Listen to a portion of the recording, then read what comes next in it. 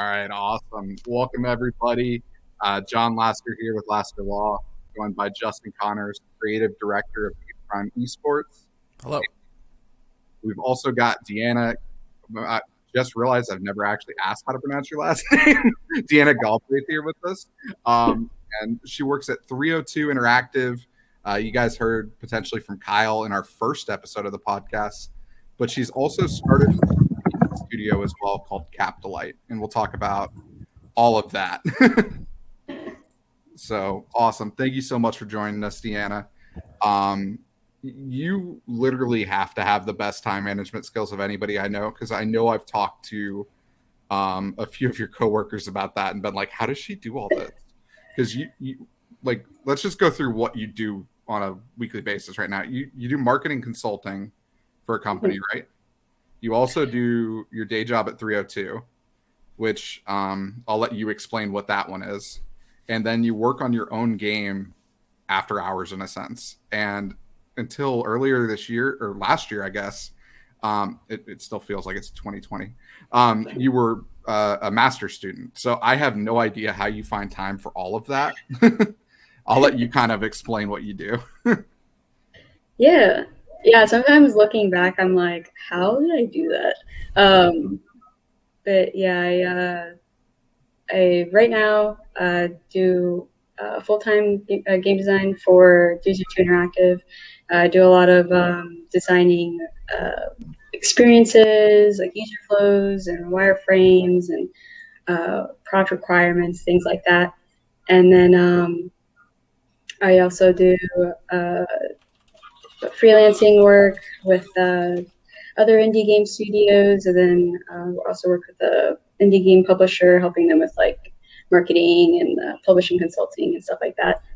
And then after hours, I work on my game at Captilight. We're working on Path of Kami, which is a relaxing puzzle exploration game. That's awesome.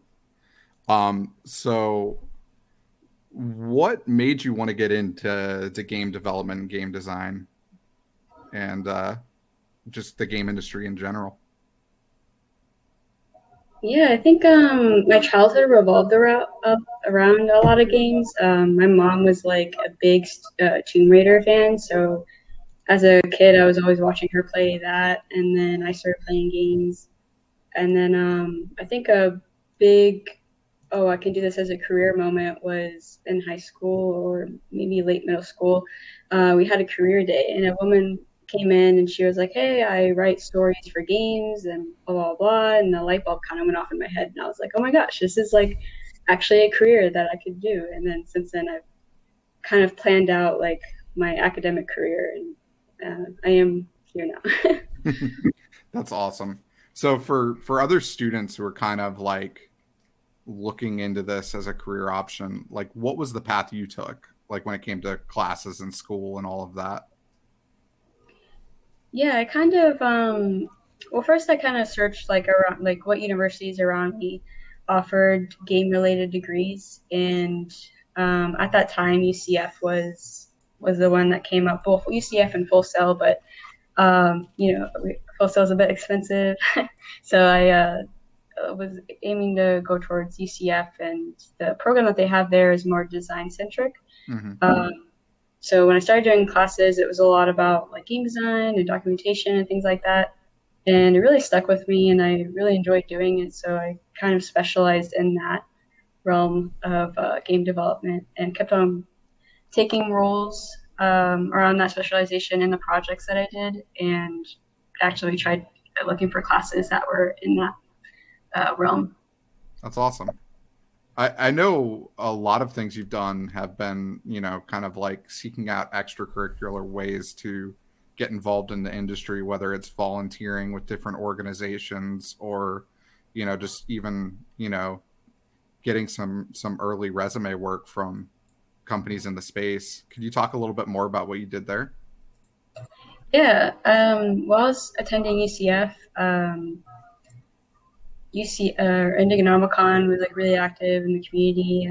There's lots of game jams and monthly meetups and things like that. So I participated in that for a while. Then I ended up being on the board for a bit, kind of helping on the marketing, social media side of things and events.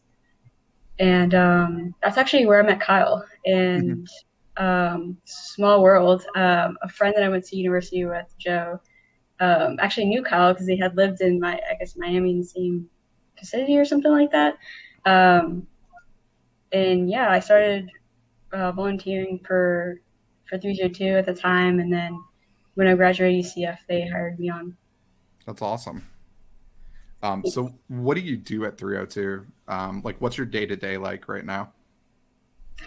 Right now, my role is kind of in two separated into two different parts. I act as a designer, like helping doing like proposals, pitch decks, and product documentation and stuff like that. And then I also help with the marketing side of things. For example, we just recently came out with the commission today, and I did a lot of the work for like the social media and like marketing, and worked with Bobby on some of the publishing stuff when it comes to Steam and all of that. That's awesome. So for people who don't know, what's the commission? Oh, it's a mafia themed turn-based strategy game where you um, aim to be the top boss in a fictional city called New Shore City. And you can do stuff like bribe politicians, start conflicts with other mafia families, all of the mafia things that you have seen in movies, you can probably do in the commission. Right on. And that's available on Steam today. Yes. That's Mm-hmm. awesome. Um, so along with all of that, you decided to start your own indie studio last year, which I believe was probably do you do it before the pandemic or during?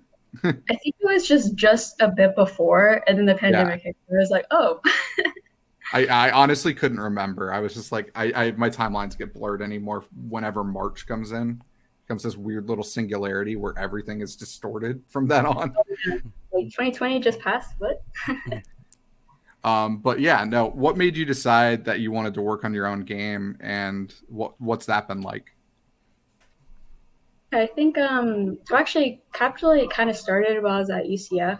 It was like I wanted to work on a side project with some friends, and the name kind of pays homage to the game that we were making at the time. And I was a full-time student doing work at the same time, so it just ended up just not working out.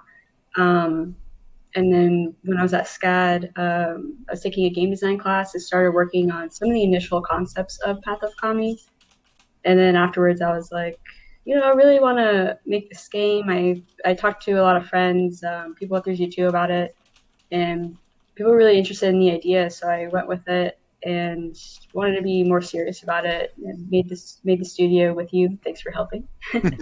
No problem. Uh, and yeah, just been working on it since. So I have a question. You, I saw that you went to UCF and you went for digital art. Was it always in the intention to be games, or?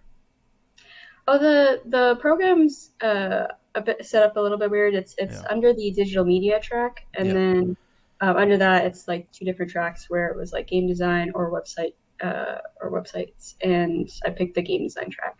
And then you go from University of Central Florida, which is a great school, to SCAD. So how did you go? Okay, I'm gonna do all this work and finish here at a hard school, and then jump into probably what I assumed was even harder school. How did you go about that?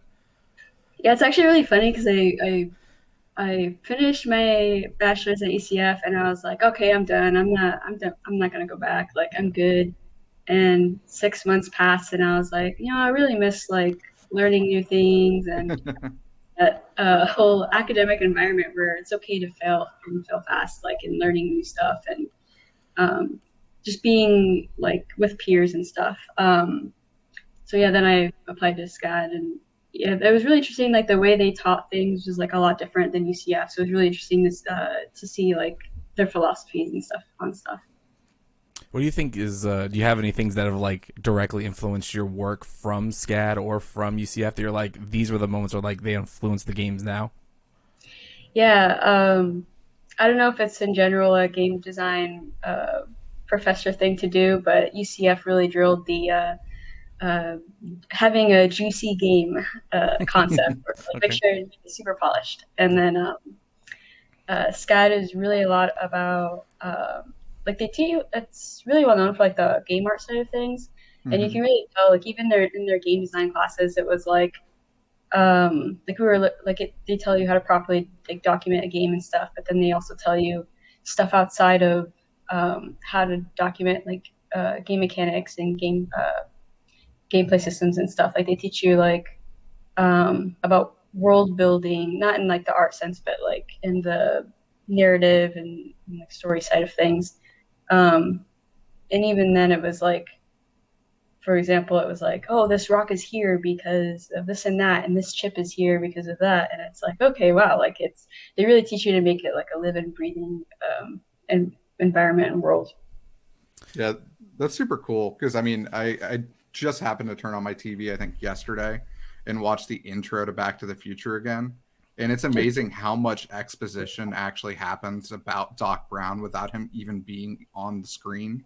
You know, just with all the different clocks and the various things that you're seeing on the screen with the uranium, and Marty blowing out the giant amp. It's just kind of a funny scene that you can kind of learn so much about that world and the characters without even really any conversation happening, you know? And when you think about it applied to even like a game design kind of context, um, that's important too, you know, in both avenues. That's something I've heard a lot of people in the industry talk about is like taking things that are kind of seen as, you know, standard from something like film and applying them to games. You know, it's Mm-hmm. always a very Yeah, for positive, sure, you know, kind of endeavor. sure. So as a creative to a creative, because I'm also a guy that makes a lot of things. What's your, I mean, Path of Comedy it looks like it's going to be a beautiful game, and I've seen a lot of your work. What's your how do you dive into whether like your art or anything for a game? What's your process like? Yeah, I normally try to have like an overall theme in mind. For Path of Kami, it was relationships, Hmm. and the story revolves around the wolf, which is the main character, and then his mother, which is like this wisp that's following him and kind of guiding him on his journey. So I think of that theme, and then I look into like the game mechanics and the game systems that we want, and try to tie it into like the narrative side of things, so it really supports each other and is really integrated.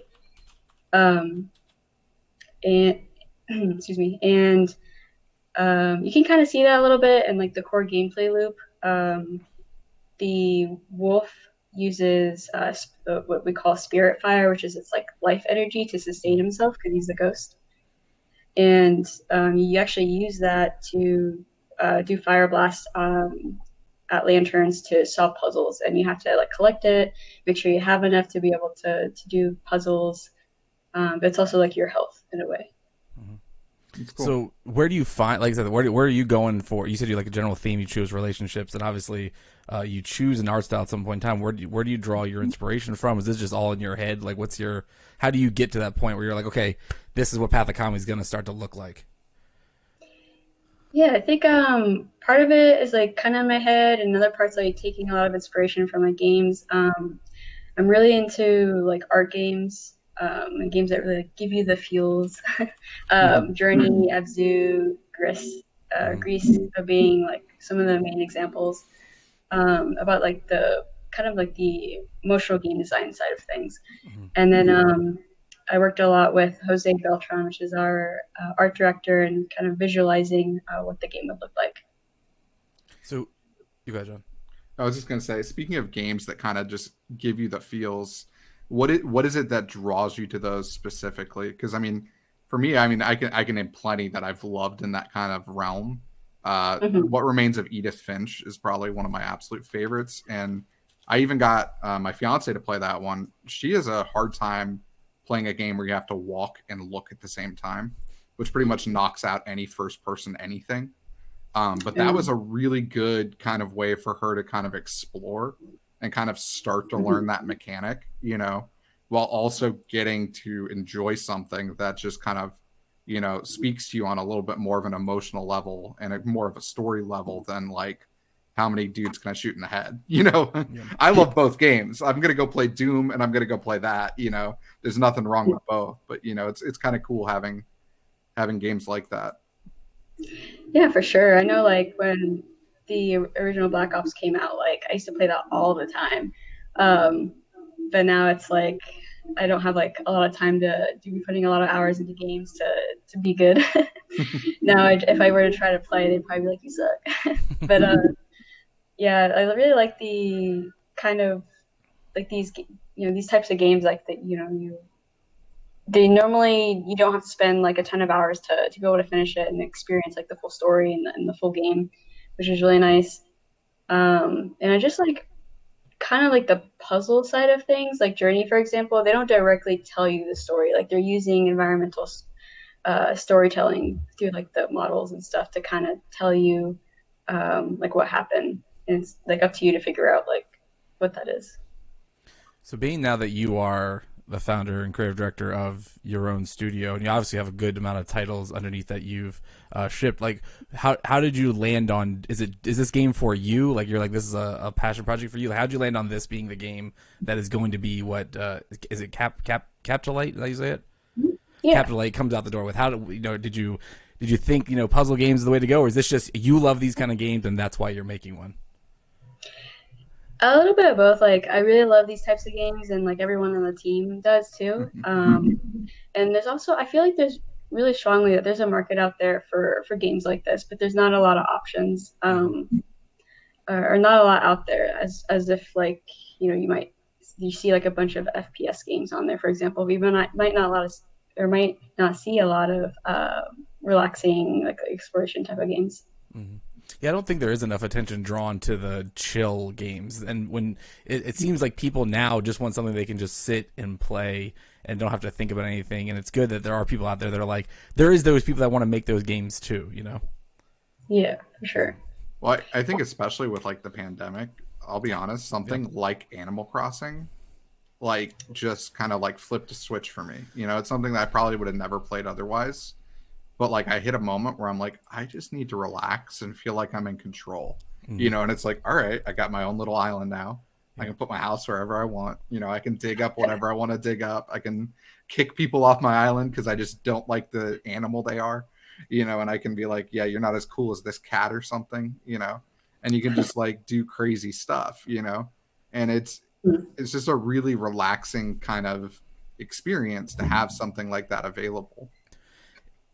For sure. And it's interesting that you have, like I said, a game that I will go back to when I'm just like I want to be is a game like Islanders. I don't know if anybody's familiar with that, but like it's such a quiet, soft game that still, like I said, has a puzzle element, so you feel challenged, but you don't feel like it's in your face. So Yeah, that's actually a good point to bring up. Like, so one of the kind of challenges, I guess, with making Path of Kami was that we didn't want it to be like we wanted it to be more than something where you're like walking and checking like really cool stuff out. We did want to add like some puzzles, but like not make it too hard. So we wanted to really have like something that's casual, like good for casual players. Mm-hmm.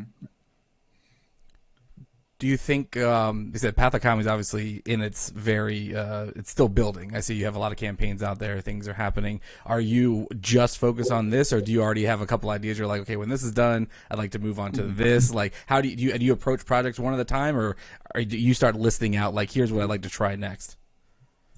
I try to focus one at a time because if I tend to get really sidetracked if I'm working on like more than one game at once because I tend to be like really passionate about like the projects I work on. So I want to normally try to focus on just one at a time. But after we publish the demo for Path of Kami, we are thinking about going through the concept phase for our next game.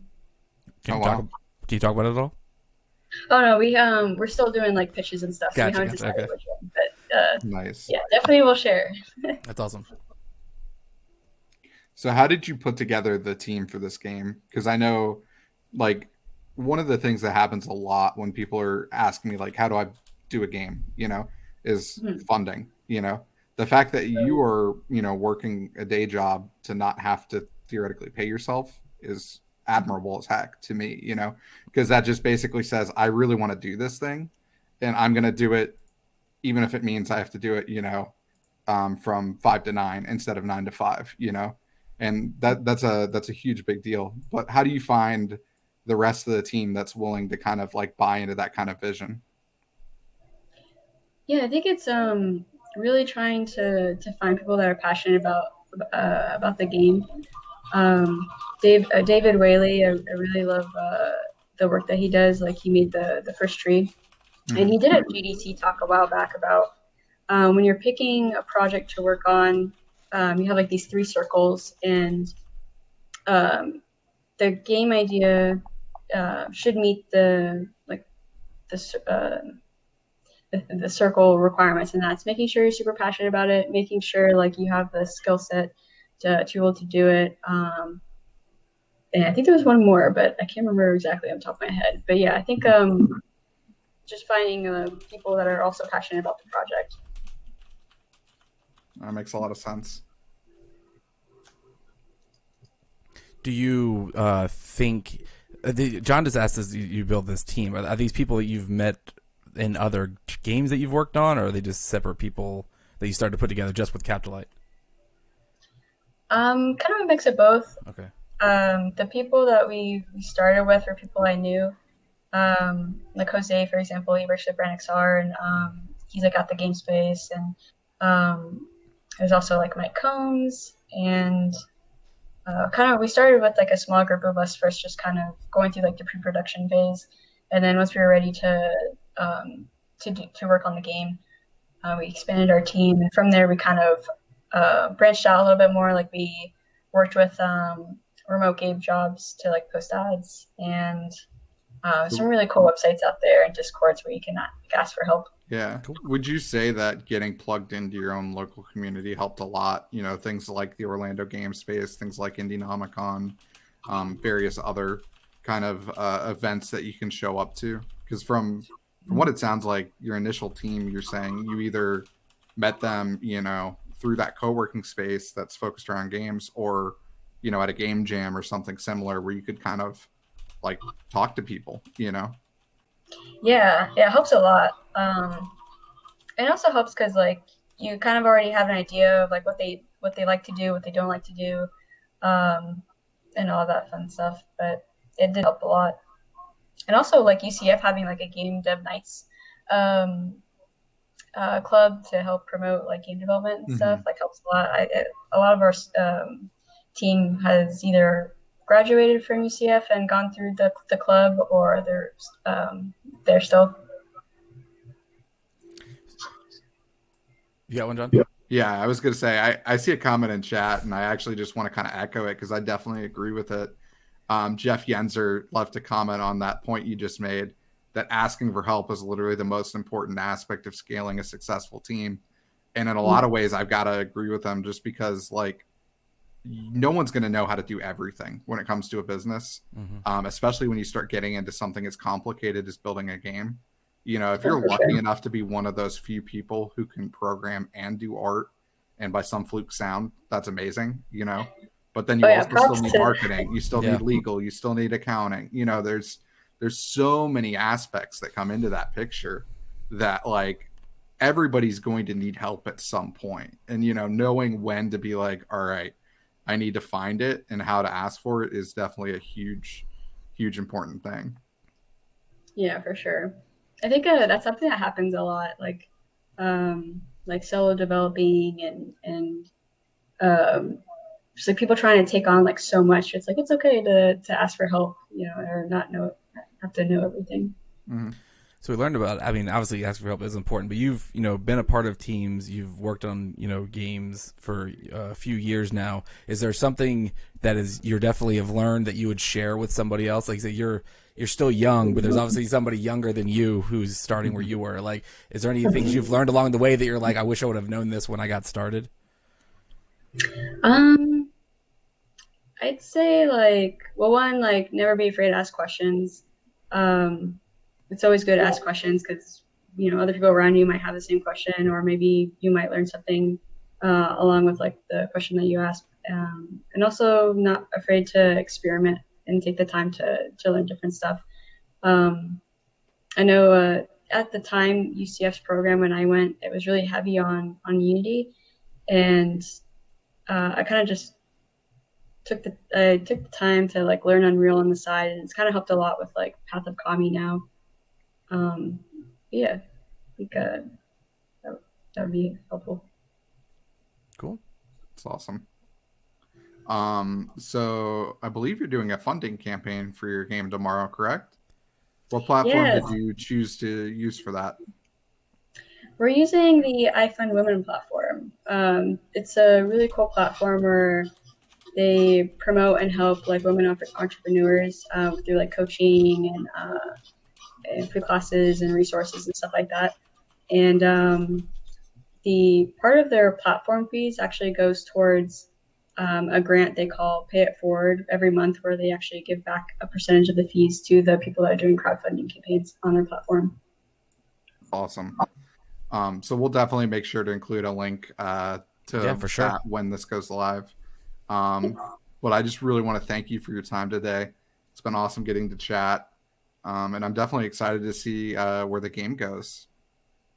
Do you have anything else you just want to let people know before we wrap this up? We are also having our demo release this weekend and going to be at Atronicon if anybody wants to stop by. And Atronicon is it virtual this year? It's hybrid. They have a virtual and then in person.